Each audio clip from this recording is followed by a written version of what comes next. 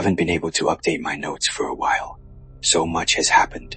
I hope I don't forget a single detail. I am writing this under immense stress. My week had been unremarkable.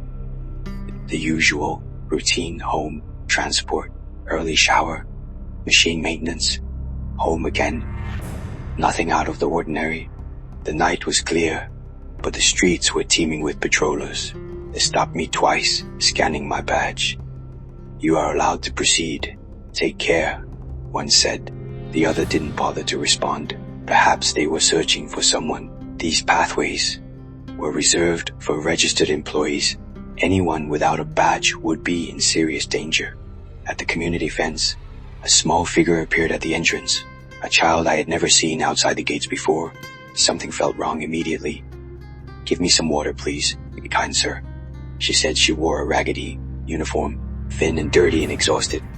My heart constricted, thinking of Samuel. Every instinct told me to help her, to contact social affairs, to get her back to safety. I passed my badge over the scanner and hesitated, and a sharp blow struck the back of my head. I'd been tricked. Consciousness slipped away. When I awoke, she was pressing against my chest, pulling at my badge. I shoved her aside, hands trembling, and understood in the same instant what she was. Not a child in danger, but a child deployed as one, old enough to know what she'd done, young enough that someone else had decided she should do it. There was no time to sit with that. Dozens of marauders had poured into the compound. They smashed doors, set ablaze the houses they couldn't breach, dragged screaming residents into the streets. The pattern was terrifyingly familiar. Men killed immediately, others beaten unconscious, women taken.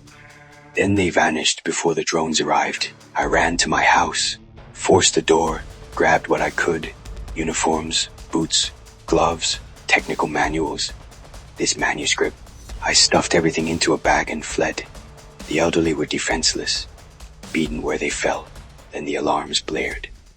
Drones arrived first, opening fire with the flat efficiency of a system performing exactly as designed. I was already outside the fences, driven by terror.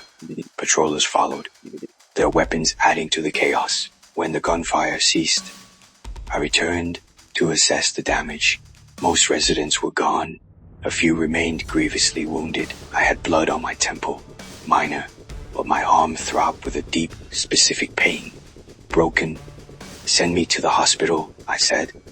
I was guided to a small tent where a doctor examined the wounded. He confirmed the fracture. Panic surged. "I need to work. How can I operate machines with a broken arm?" "If you have 10,000 credits," he said, voice flat and without interest, "I'll send you to the hospital. Otherwise, your arm will be useless for work permanently." I agreed to pay. The patrollers herded me with the more severely injured, some stabbed, one pale and trembling from blood loss. I offered to donate blood. He nodded without a word. The patrol vehicles were unlike anything I had seen. Sleek, angular, amber-lit interiors, drivers in mirror-polished helmets. Doors sealed shut behind us automatically. We moved through the streets in silence. Inside the sector hospital, everything functioned with the same merciless efficiency as the factory. Doctors checked vitals and logged details. On central boards, nurses moved in time sequences. Patients were triaged without warmth, pain managed without acknowledgement. It was only my second time here. The first had been for our son's birth, a memory of sterile joy, now distant and almost difficult to account for. I paid the fee, a year's savings, gone. My arm was reset and fitted with a rigid immobilizer. The cold metal biting against my skin, antibiotics administered. The entire process completed in under 30 minutes. The survivors were loaded onto buses, faces pale, clothing torn or scorched, hands trembling in laps. The interiors smelled of damp fabric and faint antiseptic. No one spoke. The engines hummed. I clutched my bag, my immobilized arm aching. Outside, familiar streets blurred past, and then stopped being familiar. Signs I recognized gave way to ones I didn't. Landmarks disappeared.